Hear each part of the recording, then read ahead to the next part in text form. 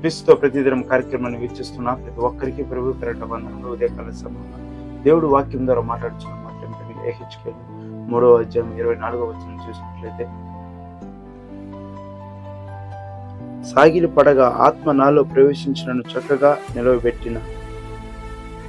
సాగిలి పడగా ఆత్మ నాలో చక్కగా నిలవబెట్టిన అని యొక్క ఉదయకాల సమయంలో మాట్లాడుతున్న ప్రియ సహోదరి సహోదరుడా, మన యొక్క దేవుడు మన యొక్క హృదయంలో ఉంటున్నాడు. ప్రియ సహోదరి సహోదరుడా, ఇంకొక వాక్యం చూసినట్లయితే, శరీరానికి సారంగా కాకుండా ఆత్మానుసారంగా మీరు నడుచుకున్నాడు అని చెప్పి ఉన్నాడు. అదే విధంగానే మన యొక్క ఆత్మను, మన యొక్క హృదయమును కూడా చూసినట్లయితే దేవుడు నివసించే స్థలం.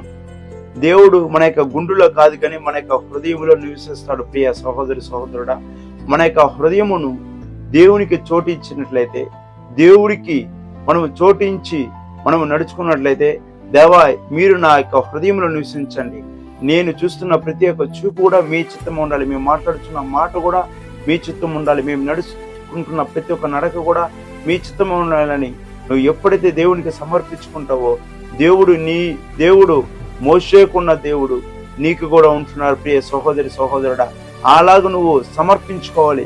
దేవా నేను కాదనైనా నీవు నా సొత్తు, దేవా నేను నా సొత్తు కాదు, దేవా నేను నీ సొత్తు, దేవా నీ యొక్క చిత్తానుసారంగా దేవా నీవు నన్ను నడిపించని ఎప్పుడైతే నువ్వు ఆయనకు అప్పగించుకుంటావో, దేవుడు నిన్ను ప్రతి రోజు కూడా చూసినట్లయితే, రోజు ఆరంభంలో దేవుడు నువ్వు సమర్పించి చూడు, దేవుడు నీకు ఈ రోజున ఎలా అయితే నీ యొక్క జీవితం ఇన్ని రోజులు ఒక జీవితం ఒకలాగా ఉండొచ్చు, అయితే దేవునికి అప్పగించి చూడు, దేవుడు నీకు తోడుగా ఉండి అన్ని విషయంలో నీకు తోడుగా ఉండి దేవుడు నిన్ను నడిపిస్తాడని ప్రభు పేరట మనవి చేస్తున్నాను.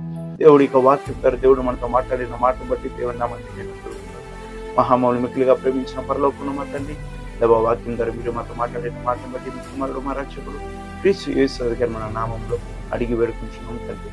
ఆమేన్. God bless.